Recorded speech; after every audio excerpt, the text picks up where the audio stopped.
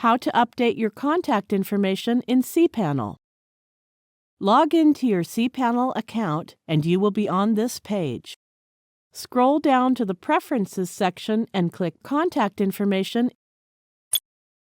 Update your existing email address if you wish to update. Make sure it is correct.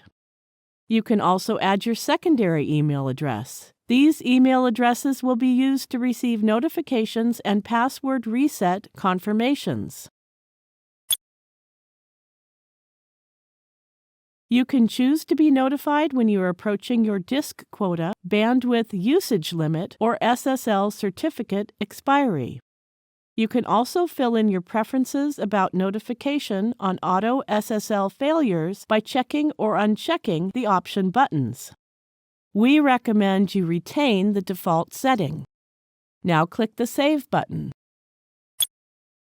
That's it. We have successfully updated the contact information in cPanel. Thank you for watching.